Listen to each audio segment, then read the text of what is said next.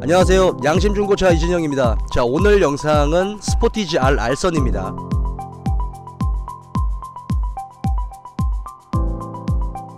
제가 오늘 고객님께 알선한 차는 스포티지 R 2.0 디젤 TLX 고급형 모델이고, 이 차는 2012년식에 15만 킬로 완전 무사고입니다. 이 차는 제가 조금 고생을 했어요. 왜냐면 저한테 예전에 중고차를 구입하셨던 굉장히 매너가 좋으셨던 고객님이 소개를 해주셨는데, 지금 이제 이 600에서 한 800만원 선 살 수 있는 스포티지 R를 원하셨습니다. 거기에서 이제 약간 좀 모든 걸 다 포함할 수 있으면 더 좋고요. 근데 제가 차를 찾아보니까 그 금액에서 스포티지 R 같은 경우 실제로 사진상의 내용과 실제 차를 봤을 때의 실제 컨디션은 너무나 큰 차이가 있었어요. 별로 좋지 않았습니다. 그래서 제가 사실은 이 차를 고르는 데까지 3-4일 정도가 걸렸고, 총 14대를 봤어요. 정확하게 14대를 봤는데 이 차가 가장 마지막에 본 모델입니다. 그러니까 이 스포티지 R도 보고 같이 나왔었던 투싼 IX도 보고 같은 엔진 미션이잖아요. 근데 하나같이 13대가 제 마음에 안 들었어요. 그래서 고객님하고 계속 조율을 하면서 색깔도 바꾸고, 약간 키로수도 약간 좀 관리 상태가 괜찮다고 하면 키로수도 좀 양보하고 차 상태 위주로, 왜냐면 어느 정도 가격을 맞춰야 되다 보니 그렇게까지 올라갔습니다. 제가 왜 이 금액에서 초창기 스포티지 R을 고객님께 적극적으로 추천을 했냐면 이유가 있습니다. 바로 저압 EGR 때문에 그래요. 자, 이 차의 엔진룸을 보면서 한번 얘기해 봅시다. 제가 예전에 여러분들께도 한번 말씀드렸던 적이 있는데, 이 현대 기아에서 나온 2.0 디젤 엔진 중에서 저압 EGR이 달린 차를 좀 조심해야 된다라고 말씀을 드렸어요. 원래는 이 금액에서는 더 뉴 스포티지 R도 충분히 구입할 수 있는 금액입니다. 근데 제가 그 차는 쳐다보지도 않았어요. 그리고 현대 기아에서 나온 2.0 디젤 엔진 중에 저압 EGR이 적용이 된 차가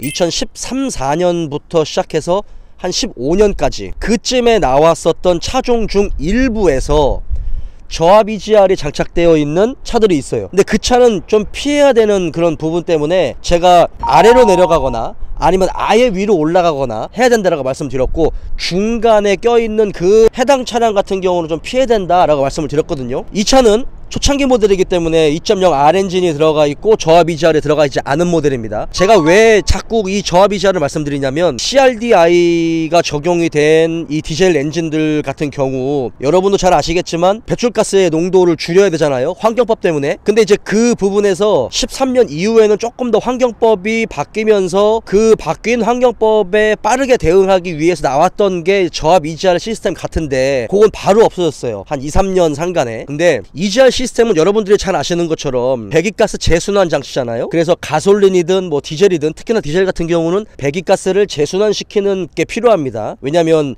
연소실의 온도도 좀 내려야 되는 부분들도 있고, 그 다음에 환경법도 대응해야 되고, 그러니까 여러가지 이유에서 EGR 시스템이 적용이 되죠. 근데 저압 EGR 같은 경우는 터보차저로 배기 라인이 하나가 더 들어가요. 원래 EGR 같은 경우는 기본적으로 장착이 돼 있지만, 저압 EGR 같은 경우는 시스템이 DPF 있잖아요. DPF 촉매 밑에, 그러니까 DPF 밑에는 깨끗한 배기가스가 나오는 그런 부분이죠. 원칙적으로는 그게 맞아요. 그러니까 깨끗한 배기가스가 나오는 DPF 끝단에서 다시 배기 파이프를 하나 따가지고 터보차저 흡기 임펠러 쪽으로 배기가스를 넣어줍니다. 원래 EGR이 하나가 더 있고, 두 번째로 EGR이 하나가 더 있는 건 저압 EGR이 2개가 들어갑니다, 시스템이. 근데 여기서 우리가 생각해야 될 게, DPF가 완전히 건강한 상태라면 사실 큰 문제가 없을 수도 있겠지만, 대부분이 디젤차 같은 경우는 DPF가 건강한 차도 있지만 찌꺼기가 많이 쌓여있는 차도 분명히 있겠죠. 그러면 DPF가 오염된 PM 찌꺼기가 많이 되어 있는 상태에서의 매연이 배기가스가 다시 터보차저 흡기 쪽으로 들어가는 거예요, 안 좋은 배기가스가. 그러니까 나중에 흡기 임펠러가 완전히 망가져 버리는 거죠. 그러면 흡기 임펠러가 망가지면서 그 쇳가루가 다시 엔진 안으로 들어가서 엔진이 망가지거나 타이밍 체인이 끊어져 버리거나 밸브를 쳐버리거나 여러가지 이제 부작용들이 굉장히 많이 들어가는 겁니다. 아예 이제 인터쿨러도 완전히 망가져 버리고, 이게 이제 폭탄 돌리기예요, 약간.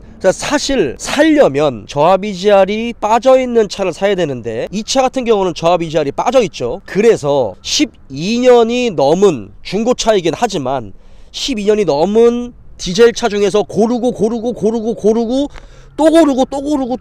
또 골라서 나왔던 게 이 차입니다. 지금 이 차를 굉장히 고생을 많이 했어요. 이 차 같은 경우는 지금 누유도 전혀 없고요, 닦아놓지 않았습니다. 누유도 없고, 그 다음에 뭐 고질병 중에 하나인 댐퍼 분리에서 고무가루가 새는 거, 댐퍼 분리가 분리되는 그런 현상, 이런 것들 지금 보이지 않았고, 워터펌프에서 누수도 없고요. 겉벨트는 조금 교환을 하셔야 될 필요성은 있어요. 타이밍 벨트에서 차인카마에서 누유도 없고, 고압 범퍼 쪽에서 누유도 없고, 인젝터 쪽에서 누설도 없고, 그 다음에 터보 차저 들어가는 오일 공급 라인하고, 그 다음에 리턴 파이프 쪽에서 누유도 없고, 진공 펌프 쪽에서 누유도 없고, 그러니까 이 차를 타고 다니는데 유독 하체 잡소리가 들리지 않았어요. 이렇게 방지턱을 넘어도 들리지 않았습니다. 그 이유는 이 차를 떠보니까 최근 한두 달 상간에 그 프론트 쪽에 있는 로우암 세트를 양쪽을 다 교환을 하셨더라고요. 로우암 세트도 교환이 돼 있습니다.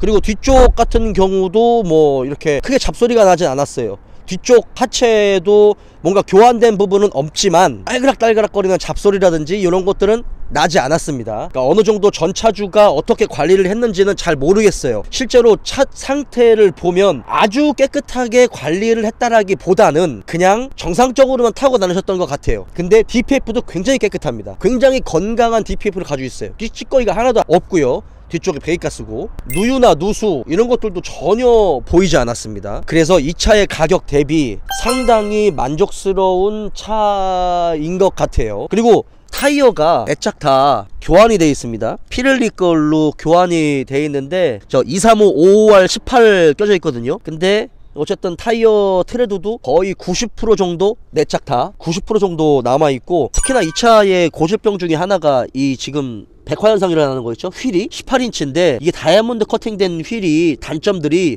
시간이 오래되면 백화현상이 일어나요. 왜냐면 이게 여름 같은 경우에는 좀 덥기도 하고, 브레이크를 잡았을 때 브레이크 디스크의 열 에너지가 다시 이 휠 쪽으로 이렇게 오면서 방출이 되거든요. 근데 이제 열을 많이 먹으면 이렇게 백화현상이 일어나요. 요건 어쩔 수 없는 부분입니다.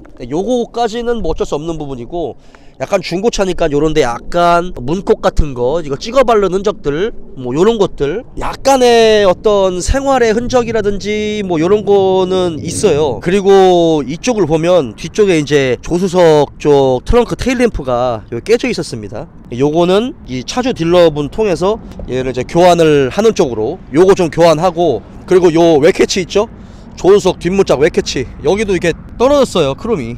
요것도 교환을 하고 요런 식으로 진행을 할 예정이에요. 자, 뭐 요렇게 기본적인 경정비를 할 예정이고, 엔진 오일 교환하고 미션 오일 교환하고, 디젤차에서 굉장히 중요한 부품인 연료 필터 요런 거 교환하고, 썬팅이라든지 그 다음에 뭐 연료 첨가제 요런 것도 좀 서비스로 좀 넣어 드리고, 냉각수나 뭐 여러 기본적인 부품들 요런 거 다 직접 점검을 하고, 교환할 수 있으면 교환을 하고, 그렇게 해서 제가 마무리를 짓는 걸로 그렇게 지금 하려고 진행을 하고 있습니다. 다시 한번 정리를 하면 2.0 R엔진이 들어간 디젤 차를 사실 때 저압 EGR이 장착되어 있는 차는 되도록이면 피하세요. 연식이 조금 더 좋기 때문에 좀 더 좋을 것이다 라고 생각하지 마시고, 아예 위로 올라가거나 아예 저렴한 쪽으로 이렇게 가시는 게 가장 좋습니다. 그것 때문에 저도 그게 없는 차 중에서 고르다 보니까 여기까지 왔는데, 이게 제가 아무래도 어쨌든 저도 장사를 하는 사람이기는 하지만 저는 기본적으로 자동차의 정비나 이런 메커니즘 쪽에 더 많은 관심을 가지고 있는 사람이다 보니, 이런 외형적인 부분도 물론 중요하겠지만 그런 부분들보다 이 차가 가지고 있는 정말 고질적인 고질병과 결함들, 그 부분에서의 지금 현재 상태가 얼마나 중요한가, 그리고 앞으로 이 차를 샀을 때 운용을 하는 과정에서 이게 정말 이 폭탄 돌리기가 되는 그런 차인가, 향후 정비비까지도 생각을 안 할 수 없잖아요. 아무리 10년이 넘은 차이긴 하지만. 그런 부분에서 신경을 너무 많이 쓰다 보니까 그래서 차를 고르기가 좀 어려웠지만, 정말 우연찮게도 가격 대비 괜찮은 차를 구했습니다. 오늘 스포티지 R 알선 영상 여기까지입니다.